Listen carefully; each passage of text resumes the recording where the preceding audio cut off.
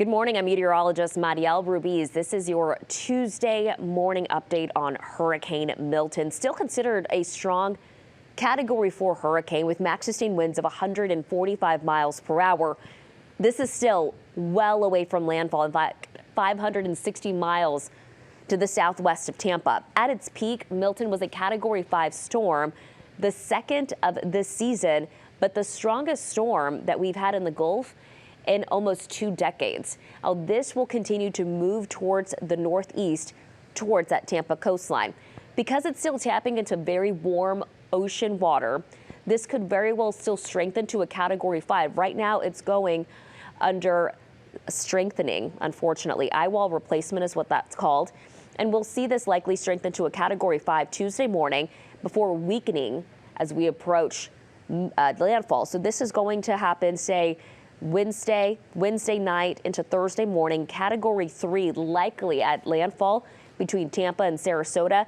Max winds of 125 miles per hour around the eye wall as it's making landfall. This will be considered a major hurricane. It keeps its hurricane status as it moves over Florida, eventually exiting Florida Thursday afternoon. So it'll track over with heavy rainfall anywhere from Tampa towards Orlando, north of Melbourne, and then eventually moving out into the Atlantic. Let's talk about what that looks like in terms of impacts, though.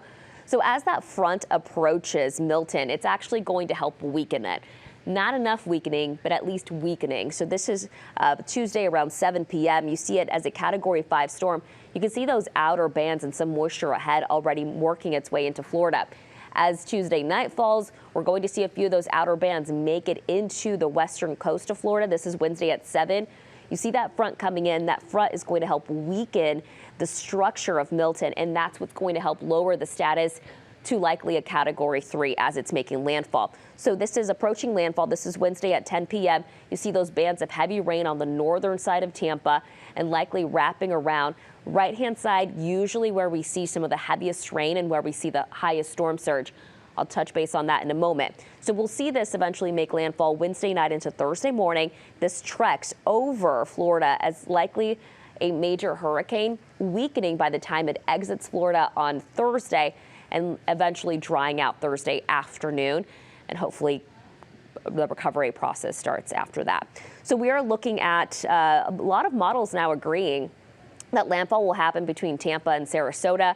It's definitely north of Fort Myers at this point and eventually tracking out.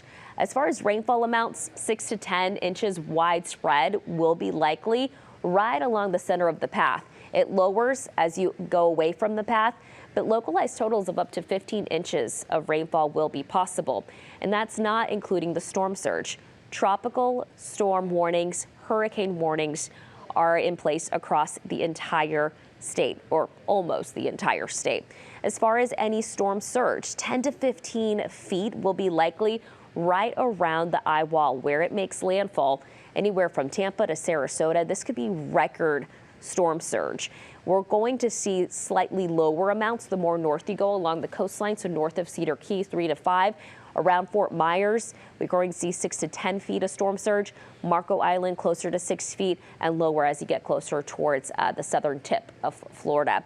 This is going to be one of those historic situations. This is going to be a very dangerous situation for the west coast of Florida. Of course, we'll see more updates here in the days to come. We still have a little bit of time left until landfall, so make sure to stay tuned with us here on WFAA. We'll keep you updated.